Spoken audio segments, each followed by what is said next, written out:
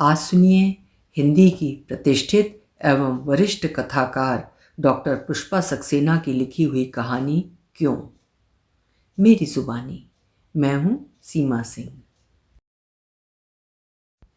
शैया के पास बैठे बच्चों पर करुण दृष्टि डाल निष्प्रभ मुख दिव्या ने आंखें मूंद ली थी। पिछले 15 दिनों से दिव्या अस्वस्थ चल रही थी। डॉक्टर गुप्ता परेशान थे। रोगिणी जरा भी कोऑपरेट करे तो गंभीर बीमारी पर भी जय पाई जा सकती है, पर दिव्या में तो जैसे जीने की इच्छा ही शेष नहीं रह गई थी। दिव्या को मौन शून्य में ताकते देख अखिल को लगता उसकी दृष्टि किसी को खोज रही है। अखिल जानता है अंतिम सांस तक दिव्या उसकी प्रतीक्षा भले ही करे, मुंह खोलकर उसे एक बार देख पाने का अनुरोध नहीं करेगी। कभी अखिल का जी चाहता बहुत उदार बन उसे दिव्या के सामने ले जा खड़ा कर कह पाता, तुम्हारे मन की बात जानता हूँ दिव्या, जाने के पहले जी भर इससे बातें कर लो, मन हल्का हो जाएगा। भारी मन जाकर मुझे अपराधी न बनाना दिव्या। पर अनुदार अखिल शंकित होता, कहीं उसे देखने भर से दिव्या चेत गई तो क्या वो सह सकेगा। अखिल आज भी अपनी पराजय से डरता है, जबकि हार तो वो उसी दिन गया था जब दिव्या ने किसी और में अपने स्वप्न साकार होते देखे थे। आज 12 वर्षों बाद ये प्रश्न अंतर में हाहाकार मचाता बार बार उससे पूछ रहा है, ऐसा क्यों हुआ अखिल, क्यों हुआ। दिव्या से उसका विवाह मात्र अकस्मात घटना भर तो नहीं था। दिव्या को माँ पिताजी देख पसंद करके आए थे, पर दिव्या के पिता ने पत्र भेजा था। मेरी बेटी को अखिल जी स्वयं देखकर स्वीकृति देते तो निश्चिंतता होती, भविष्य में किसी प्रकार की गलतफहमी ना हो। दिव्या मेरी बेटी की भी यही इच्छा है, विश्वास है इसे अन्यथा न लेंगे। माँ पिताजी को इस प्रस्ताव पर कोई आपत्ति नहीं थी, पर शिखा ने व्यंग किया था, बाप रे जरा तेवर तो देखो, मानो कोई अप्सरा है कि उसे देखते तुम मुग्ध हो जाओगे। सच कहूँ तो ये लड़की तुम्हारे योग्य नहीं है। अखिल स्वयं को दिखाने का इतना दर्प। अखिल ने कभी शिखा से विवाह करना चाहा था। युवा अखिल शिखा के जिस मोहपाश में बंध गया था उससे शायद आज तक मुक्त नहीं हो सका है। माँ बाप की इच्छा के आगे सिर झुकाना शिखा की व्यवस्था थी। विवाह के बाद पति के साथ जाती शिखा ने जरा सा एकांत पा अखिल से कहा था, हमेशा तुम्हारी थी तुम्हारी रहूंगी, वो विवाह मेरी व्यवस्था है अखिल। रुद्र कंठ से निकले उन शब्दों ने अखिल का शिखा के प्रति प्रेम और बढ़ा दिया था। शायद आज भी वो स्वीकार न कर सके कि विवाह की उस विवश स्वीकृति में उच्च पदस्थ अधिकारी की पत्नी बनने का स्वार्थ भी निहित था। उस समय अखिल एक मामूली अधिकारी भी तो नहीं था। शिखा के विवाह के बाद जब अखिल ने प्रतियोगिता परीक्षाओं में सफलता प्राप्त की, तब शिखा प्रसन्न होने की अपेक्षा मायूस अधिक थी। काश तुमने इस परीक्षा को पहले ही प्रयास किया होता। तुम सब कुछ छोड़कर मेरे पास नहीं आ सकती शिखा। अखिल उस समय भी आतुर प्रेमी था। विवाह न होने से क्या हमारे संबंध टूट जाएंगे अखिल? समाज इसकी स्वीकृति नहीं देगा। मैंने तो तुम्हें कभी अपने से अलग नहीं पाया है अखिल। शिखा का कातर स्वर अखिल को पिघला जाता था।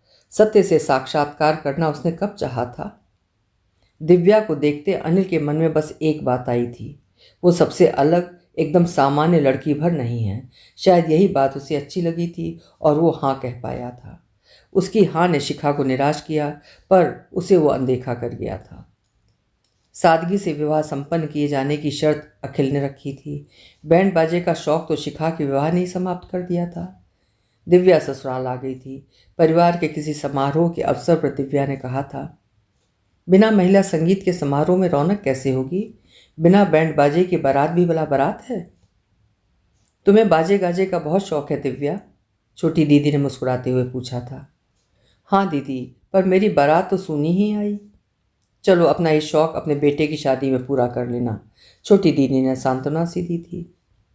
अपने विवाह में शिखा का सम्मिलित होना अखिल के लिए महत्वपूर्ण घटना थी। विवाह में आ पाने के लिए शिखा को कितने कष्ट उठाने पड़े, स्वयं शिखा ने सुनाया था। मांझी ने एकदम साफ मना कर दिया था। 2 दिन भूख हड़ताल की तब आ पाई हूँ। तुम ही कहो, अगर मैं ना आ पाती तो क्या जीवन भर तुमसे क्षमा मिल पाती? उसकी स्नेह सिक्त दृष्टि ने अखिल को निहाल कर दिया था। तुम ना आ पाती तो क्या मैं विवाह करता शिखा? अखिल गदगद था। हाँ, ये तो बताओ दिव्या के लिए क्या उपहार लिया है? कोई खास उपहार होगा? अंततः वही तो अब सब कुछ तुम्हारी होगी ना। मेरे हृदय में तुम्हारे लिए जो स्थान है उस पर किसी अन्य का अधिकार संभव नहीं है शिखा। तुम्हारे बिना मैं कोई उपहार खरीद सकता था? एक हल्के फालसे रंग की साड़ी अखिल को अच्छी लगी थी। ये साड़ी ले लें शिखा। दिव्या की दीदी बता रही थी कि दिव्या को फालसे रंग बहुत पसंद है। अरे वाह, अभी से उसकी पसंद नापसंद जान गए। जब अपने ही मन की साड़ी लेनी थी तो मुझ पर उपहार खरीदवाने का एहसान क्यों? बाय द वे, कभी जानने की कोशिश की मुझे क्या पसंद है? शिखा ने व्यंग किया था। मैंने तो बस सजेस्ट किया था, अंतिम निर्णय तुम्हारा ही रहेगा। तुम ही पसंद करो। अखिल अनुनय कर रहा था। मेरे ख्याल से ये आसमानी साड़ी ठीक रहेगी। गेहुए रंग पर यही चलेगी। फालसे रंग तो गोरे रंग पर खिलता है। शिखा दर्पपूर्ण हंसी हंस दी थी। वही आसमानी साड़ी प्रथम उपहार रूप में देते उत्साहित अखिल ने दिव्या से कहा था। ये साड़ी शिखा ने खास तुम्हारे लिए सेलेक्ट की है। शिखा की पसंद लाजवाब है, अच्छी है ना? आज अचानक अखिल को ध्यान आ रहा था, वो आसमानी साड़ी दिव्या ने कभी नहीं पहनी। 2 दिन पहले मेहरी को बुला वही साड़ी थमाती दिव्या ने कहा था, अपनी बिटिया की शादी में मेरी ओर से दे देना। पता नहीं मेरे बाद किसी को ध्यान रहे ना रहे।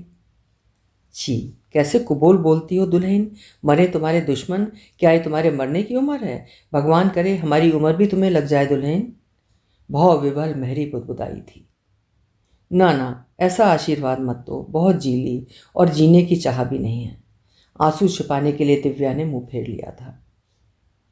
ये क्या, इतनी कीमती साड़ी मेहरी को दे डाली? जानती हो 10 दुकानें खोजकर शिखा ने पसंद की थी। अनिल क्रुद्ध हो उठा था। इसीलिए तो डरती थी मरने के बाद उसी में न लिपटना पड़े, उसी में विदा करते ना। दिव्या की आंखों में न जाने क्या जल उठा था। उस साड़ी से उतनी घृणा का कारण शायद आज अखिल समझ सका था। कभी दिव्या ने कहना चाहा था, जानते हो, विवाह की प्रथम रात्रि पत्नी सिर्फ अपने पति से कुछ सुनने को आतुर रहती है, पर मेरी प्रथम रात्रि तो शिखा में थी। तुम्हारी व्यर्थ की कल्पना मुझे पसंद नहीं। उसकी बातों को अखिल ने शायद ही कभी महत्व दिया था। हाँ, विवाहोपरांत भी उसने दिव्या की एक भी बात नहीं रखी थी। अखिल के विवाह में सम्मिलित होने के लिए शिखा ने शर्त रखी थी, वापसी में उसे अखिल पहुंचाने उसके साथ जाएगा। दिव्या उनके जाने के 2 दिन बाद जाने वाली थी। कुछ पलों के एकांत में दिव्या ने अनुनय की थी, 2 दिन और नहीं रुक सकते? यहाँ मैं अकेली रहूंगी। क्यों, घर में लोगों की क्या कमी है, सब तो हैं। दिव्या की उस मौन दृष्टि की भाषा पढ़कर भी वो अनजान बन गया था। शिखा और अखिल के संबंधों का सिलसिला चलता रहा था। अपने निजी सुख दुख शिखा के साथ बांटने में अखिल को प्रसन्नता मिलती, पर वही बात दिव्या को किस सीमा तक आहत कर जाती अखिल ने कभी नहीं जाना।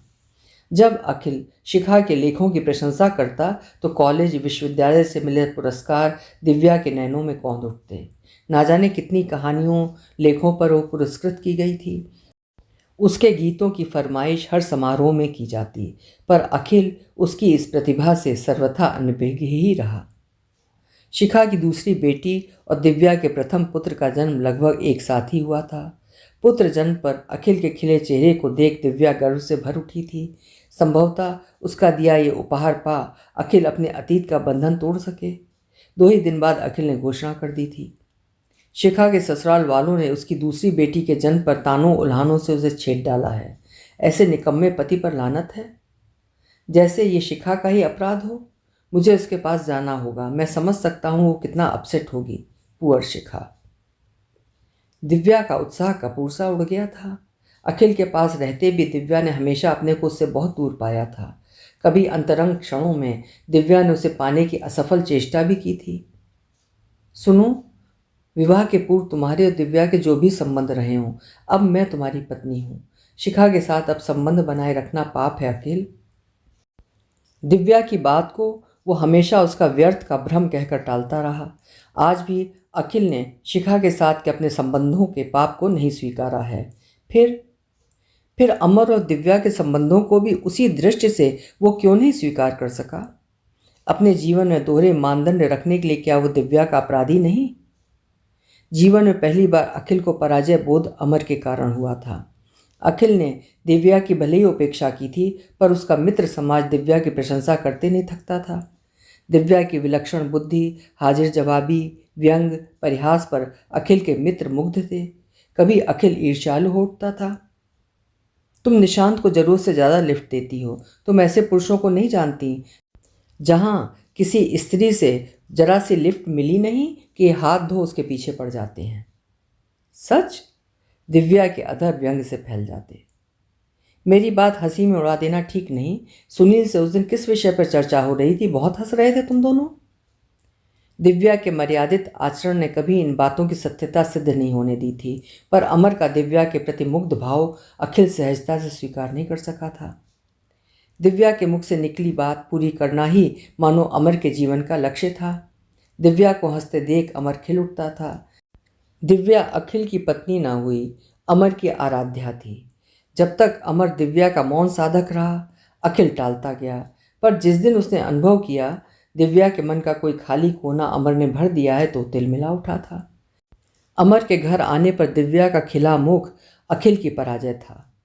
अमर का बार बार घर आना अखिल को असहनीय होता जा रहा था। आज तो आपके हाथ की मटर की कचौड़ियाँ खाने का मन कर रहा है, साथ में मेरे हिस्से का गाजर का हलवा भी मिलेगा ना? अनुरोध के साथ अमर अपनी दृष्टि दिव्या पर निबद्ध कर देता था। अभी हाजिर करती हूँ जनाब, पर बदले में मुझे क्या मिलेगा? आपका अमृत तो आपकी भेंट है, मेरी ही उम्र लेकर जिए। अमर परिहास करता था। छी, इतनी लंबी उम्र का क्या करना है? दिव्या उदास हो उठती। अरे अगर आप मुझसे पहले चली गई तो मैं कैसे जी पाऊंगा? आपकी आदत पड़ गई है ना। फिर व्यर्थ की बातें कर रहे हैं। जानते हैं कि मुझे ऐसे मजाक पसंद नहीं। ये मजाक तो नहीं है, सच ही तो कहा था। अब देखिए ना, 2 दिन यहाँ नहीं आता तो अजीब लगता है। सच मात्र इतना ही तो नहीं था। अखिल ने स्पष्ट अनुभव किया था दिव्या को भी अमर की प्रतीक्षा रहती थी। प्रतिदिन उसके लिए नए व्यंजन तैयार करना उसे अच्छा लगता था। शायद वर्षों की उपेक्षा के बाद इतना मान सम्मान उसे भी विमुग्ध कर गया था। दीपावली की रात दिव्या के साथ अमर भी दीप जला रहा था। पहला दीप दिव्या के मुख के समीप ला मुग्ध अमर ने कहा था, हमारा ये दीप सदैव जलता रहे। उत्तर में हंसती दिव्या ने आशीर्वाद दे डाला था, तथास्तु। प्रतिवर्ष दीप जलाने आना पड़ेगा, आओगे ना? अखिल और नहीं सह सका था। दिव्या के हाथ में पकड़ी दीप भरी थाली छीन कर फेंक दी थी। क्रोधावेश में न जाने क्या क्या कह डाला था। अमर उसी समय चला गया था। अखिल को समझा पाने की उसकी हर चेष्टा व्यर्थ गई थी। निकल जाओ, खबरदार जो फिर कभी यहाँ पाँव रखा। अमर उस शहर को छोड़कर चला गया था। अमर के चले जाने के बाद भी अखिल दिव्या पर संदेह करता रहा है। दोनों के बीच अमर सदैव जीवित रहा है। दिव्या ने प्रतिवाद में एक शब्द भी नहीं कहा था, बस बड़ी बड़ी विस्फारित आंखों से उसे निहारती भर रह गई थी। क्या अमर की दिव्या के प्रति आसक्ति पाप थी? अखिल निर्णय नहीं ले पा रहा था। अमर ने दिव्या के मन के बंजर कोने में प्यार का एक नन्हा सा बिरवा रोपा, पर उस कोने को बंजर किसने छोड़ दिया था? वो कोना इतना खाली ही क्यों छूटा कि कोई और उस पर अधिकार जमा सके? अखिल की उपेक्षा से जड़ पड़े मन में अगर उमंगों की नई कोपल फूट पड़ी तो गलती किसकी थी? दिव्या को अपनी पहचान अमर से ही तो मिली थी। दिव्या की लेखन शैली, साहित्यिक अभिरुचि, संगीत प्रेम को अखिल ने कब जाना था? एक समारोह में अमर ने जब दिव्या से एक गीत की फरमाइश की थी तो अखिल चौंक गया था। क्या दिव्या गा भी सकती है? दिव्या की गज़ल ने सबको बांध लिया था। दिव्या के पत्रों की पंक्तियां अमर मनचाहे गीतों की तरह दोहराता था। अखिल यार, दिव्या भाभी के पत्र छपवा डाल, प्रेम पत्र हिट हो जाएंगे। मेरे पत्र तुमने कब देखे अमर? अखिल का स्वर बेहद रुक्ष हो उठा था। देख पाता तो चोरी न कर ले जाता। अरे भाई, कभी घर बुलाने के लिए 2 पंक्तियां भी भेजती हैं, उनमें भी इनकी शैली झलकती है। इसीलिए तो सोचता हूँ इनके तेरे नाम लिखे प्रेम पत्र कैसे होंगे। कह दो तुम्हें भी वो प्रेम पत्र लिख दे। अखिल के उस रिमार्क पर अमर ठठाकर हंस पड़ा था, पर दिव्या का मुख अनार हो गया था। दिव्या के प्रति अखिल का रोष अकारण तो नहीं। बच्चे समझदार हो गए। उस समय दिव्या ने ऐसा क्यों किया? दिव्या ने अगर अमर को चाहा तो क्या आज भी वो अपने को शिखा के मोहपाश से अलग कर सका है? सच तो यही है, पता नहीं कैसे दिव्या ने इतनी लंबी सूनी और एकाकी जिंदगी काटी है।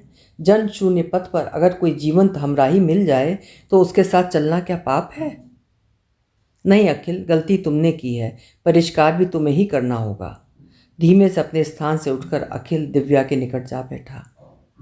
अमर कल आ रहा है दिव्या, अब तुम ठीक हो जाओगी। प्यार से दिव्या के माथे पर आई लट को हटाते अखिल का स्वर रुद्ध हो आया था। अखिल की बात सुनती दिव्या का शांत निर्विकार मुख मानो पीड़ा से काला पड़ गया था। बहुत कष्ट के साथ दिव्या अपनी बात कह सकी थी। तुम मुझे कभी नहीं समझ सके अखिल, जीवन भर अकेली रही, अब इस जाति बेला तो अकेला न छोड़ो। इस समय झूठ नहीं कहूँगी। अमर ने मेरे खालीपन को मेरे साथ बांटना जरूर चाहा, मैं पूर्ण कभी ना हो सकी। मेरी पूर्णता तुम्हारे साथ थी अखिल, तुम ही मेरे सब कुछ। कष्ट और उत्तेजना के कारण दिव्या हाँफ उठी थी। फिर मैं तुम्हें नहीं जाने दूंगा दिव्या। बोलो दिव्या, मैं तुम्हारे साथ पूर्ण जीवन जीना चाहता हूँ, मुझे माफ़ कर दो दिव्या। दिव्या का मुख आनंद से चमक उठा। हल्के से अपना दायां हाथ उठा अखिल के हाथ पर धर दिया। अभी आप सुन रहे थे डॉक्टर पुष्पा सक्सेना जी की लिखी हुई कहानी क्यों। उम्मीद है कहानी आपको पसंद आई होगी। कल फिर मिलेंगे। हिंदी साहित्य की प्रतिनिधि कहानियाँ सुनते रहने के लिए मेरे चैनल को सब्सक्राइब ज़रूर करिएगा। कहानी पसंद आती है तो लाइक करिएगा और अपने साहित्य प्रेमी मित्रों के साथ शेयर भी करिएगा। बहुत बहुत धन्यवाद।